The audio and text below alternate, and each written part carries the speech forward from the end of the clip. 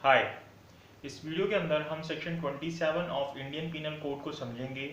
ये सेक्शन हमें ये बताता है कि अगर कोई भी प्रॉपर्टी किसी व्यक्ति की वाइफ, क्लर्क या फिर सर्वेंट के पोजीशन के अंदर हो तो ये मान लिया जाता है कि वो प्रॉपर्टी उस व्यक्ति के ही पोजीशन के अंदर है।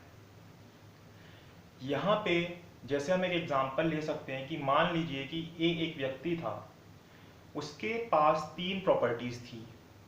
उसने का क्या किया कि उसने टैक्स इवेड करने के लिए, टैक्स की चोरी करने के लिए वो प्रॉपर्टी, एक प्रॉपर्टी अपने सर्वेंट के नाम पे कर दी और 2 प्रॉपर्टी उसने अपनी वाइफ के नाम पे कर दी। तो यहाँ पे ये जो तीनों प्रॉपर्टीज थी, ये मान लिया जाएगा कि ये प्रॉपर्टी उसी व्यक्ति के पोजीशन के अंदर थी।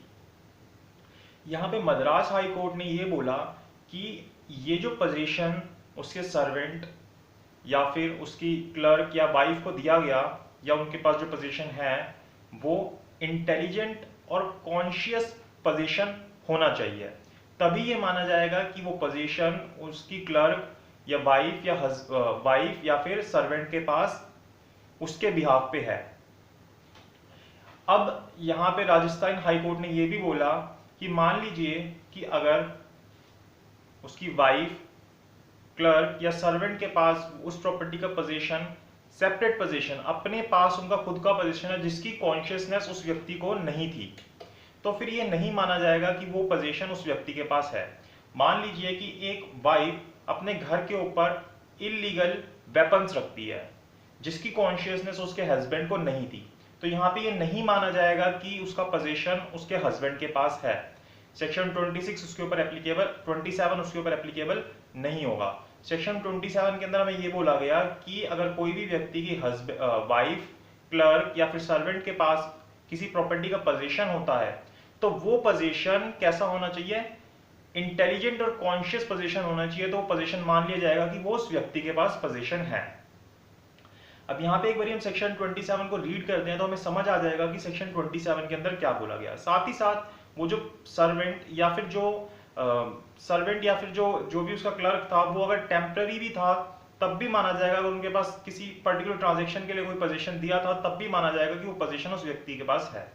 सेक्शन 27 बोलते हैं when a property is in the position of persons wife, कि जब कोई प्रॉपर्टी किसी व्यक्ति की वाइफ के पास है, क्लर्क के पास है या फिर सर्वेंट के पास है, on account of that person, कि उस पर्सन के अकाउंट पे, उस पर्सन के बिहाफ पे, it is in that persons position with in the meaning of this code, तो आईपीसी के हिसाब से मान लिया जाएगा कि वो प्रॉपर्टी उसी व्यक्ति के पोजीशन के अंदर है। यहाँ पे एक्सप्लेनेशन देता है, a person employed temporarily on or on particular occasion in the capacity of a clerk or servant, कि अगर किसी व्यक्ति को एज अ सर्वेंट या फिर एज अ क्लर्क टेम्पररी रखा जाता है, is a clerk or servant with in the meaning of this section, तो उसको मान लिया जाएगा कि वो भी इसी सेक्शन के हिसाब से क्लर्क या सर्वेंट है, सेक्शन 27 के हिसाब से। और अगर उसके पास कोई प्रॉपर्टी, किसी भी तरीके की प्रॉपर्टी है तो वो मान ली जाएगी कि वो उसी पर्सन के पास उस प्रॉपर्टी का पोजीशन है जिसका वो क्लर्क या फिर वो सर्वेंट था। तो सेक्शन 27 के अंदर हमें यही बताया गया।